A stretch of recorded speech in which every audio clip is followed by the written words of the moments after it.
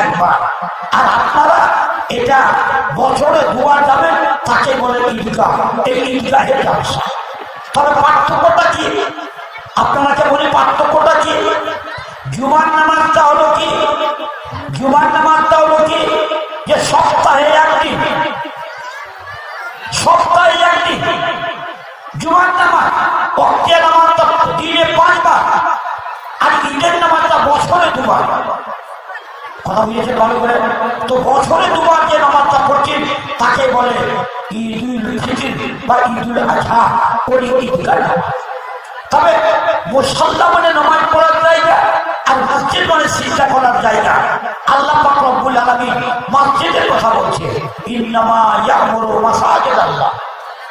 আরে আল্লাহর মসজিদ, আল্লাহর নামাজ পড়ার জায়গা, আল্লাহ সিজদা করার জায়গা তৈরি করবে কে?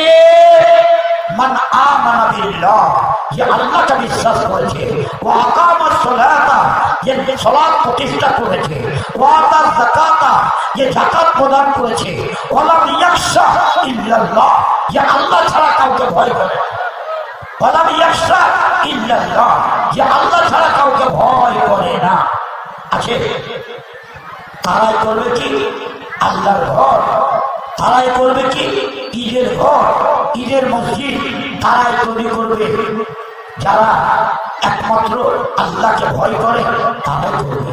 আসুন এবার আপনাদেরকে আমি একটা কথা বলবো, আপনারা খুব সুন্দর করে কথাটা শুনে আপনারা বুঝবেন যে হ্যাঁ এই জায়গার কতখানি ফজিলত, দান করলে কত বড় ফজিলত, এই ভালো কাজ করলে কত বড় ফজিলত, জামাত করে বসবাস করলে কত বড় ফজিলত, জামাত ভাঙলে কত বড় গুনাহ, জামাতকে বদ্ধ করে রাখলে কত বড় নেকি।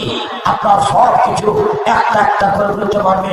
আসুন আপনাদের সামনে আমি একটা একটা করে কথা বলবো, আপনারা কথাটা শুনে। একটা লোক, শুনুন, একটা লোক খুবই ভালো, লোকটা খুবই ভালো, ওর কথাবার্তা ব্যবহার চরিত্র, গরিব দুঃখীকে দান, পাড়া প্রতিবেশীর সাথে লোকটা খুব ভালো ব্যবহার করে। কিন্তু লোকটা নামাজ পড়ে, বুঝলেন? লোকটার স্বামী হলো কি, লোকটা নামাজ পড়ে, এটাই হলো তার দোষ। বাকি তার সব গুণে গুণান্বিত ভালো, কিন্তু সে নামাজ পড়ে না।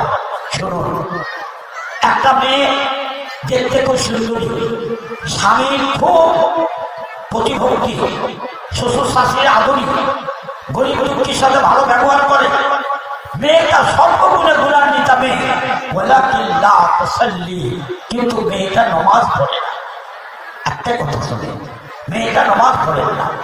শুনুন, কিয়ামতের দিন আল্লাহ পাক রব্বুল আলামিনের নবী বলছে, আউয়ালু মা ইউযা ইয়াউমাল কিয়ামাতি বাইনাল ইবাদ ফিস সালাত।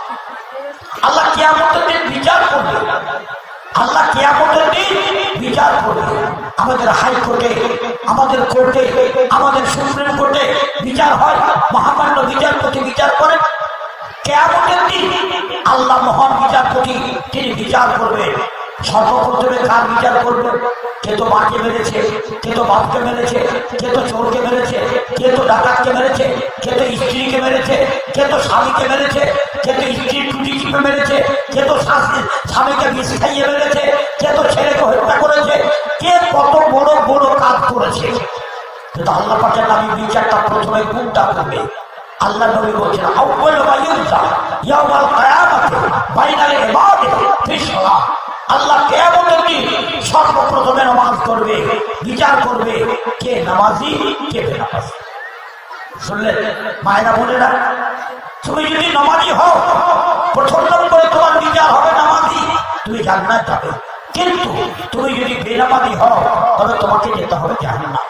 কাজে কাজে তুমি সর্বপ্রথমে শুনে নাও যে তোমাকে নামাজি হতে হবে। আচ্ছা, এইবার আমরা এটা জানছি যে আমরা এই জায়গাটা করেছি ঈদগাহের জন্য। কেন এই নামাজের কথা বলছি? কতগুলো লোকের আমাদের ধারণা আছে ঈদের নামাজটা পড়লেই হলো, জুমার নামাজটা পড়লেই হলো, 5 ওয়াক্তের নামাজের দরকার নেই। আপনার যদি 5 ওয়াক্তের নামাজ না পড়ে, যে ঈদের নামাজ পড়ে আপনার কাজ দেবেন।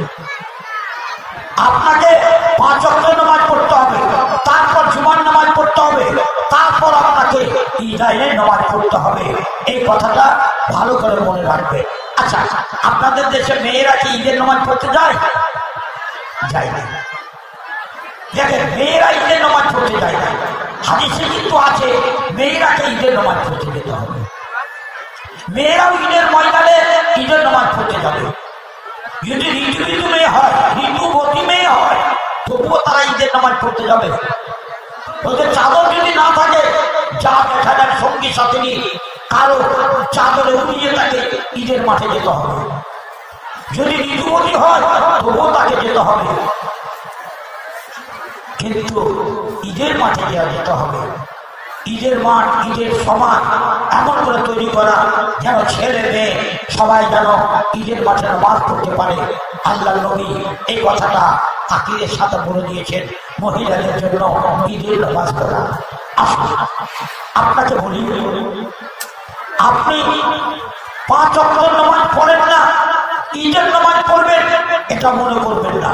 যেমন ঈদের নামাজ পড়বেন গুরুত্ব সহকারে, তেমনই আপনাকে জুমার নামাজ পড়তে হবে, তেমন আপনাকে 5 ওয়াক্তের নামাজও পড়তে হবে।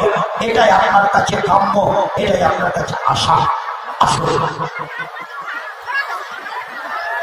ভাই ভাই ভাইজান আমার, মা বোনেরা আমার, আমি তোমাদেরকে এবার একটা কথা বলবো। সুখের জীবন যদি তৈরি করতে যান, সুখের জীবন যদি তৈরি করতে যান, তবে আপনারাকে সুখের জীবন তৈরি করতে গেলে কি করতে হবে আসুন আপনারাকে বলি। এমন কতগুলো বাড়ি আছে, সুখের পরিবেশ কাকে বলে শুনুন।